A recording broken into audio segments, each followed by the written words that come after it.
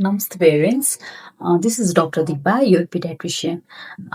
योचोटि चाहिँ ओपिडीमा मेरो दुईटा पेसेन्टहरू चाहिँ एउटा सिमिलर सिम्टम्स लिएर आउनुभएको थियो, जहाँ चाहिँ बच्चाहरूको चाहिँ मुखको वरिपरि पुरै घाउ भएको रहेछ है त। अब त्यो मुखमा घाउ आएको चाहिँ हामी त्यसलाई इम्पेटाइगो भन्छौँ।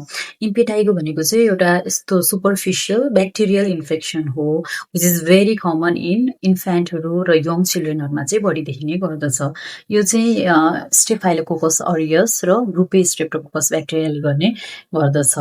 यसमा चाहिँ के हुन्छ भन्दाखेरि बच्चाहरूलाई चाहिँ यस्तो यो मुखको वरिपरि, नाकमा, यस्तो यो साइडमा यतातिर चाहिँ डाबरहरू आउने र ठुलो घाउ बच्चाले चिलाउँदा चिलाउँदा घाउ नै भएर जाने त्यस्तो हुने गर्दछ। सुरुमा चाहिँ एउटा दाना जस्तो आउँछ रातो रातो, त्यसपछि त्यो कहिले पानीको फोका जस्तो हुन्छ। जब पानीको फोका फुटेर जान्छ त्यसपछि चाहिँ मह जस्तो कलरमा हुन्छ, त्यही भएर यसलाई हनी कलर क्रस पनि भन्ने गर्दछ। अब यसको लागि चाहिँ के गर्ने भन्दाखेरि यसले अलिकति बच्चालाई असजिलो बनाउँछ। कोहीलाई ज्वरो आउँछ, सबैलाई आउँदैन, तर घाउले गर्दाखेरि चाहिँ बच्चालाई असजिलो हुने, चिलाउने र उनीहरूले कोट्याउने गर्दछन्। त्यसैले यसको द ओन्ली ट्रिटमेन्ट भनेको चाहिँ एन्टिबायोटिक हो। कहिले चाहिँ मलमले पनि हुन्छ, होइन भने ओरल एन्टिबायोटिकको आवश्यक पर्दछ। सो पेरेन्ट्स, यदि बच्चाहरूमा यस्तो र्यासेसहरू आयो भनेदेखि नेग्लेक्ट नगर्नुहोला, चाँडो नै ट्रिट गर्नुहोला। Thank you.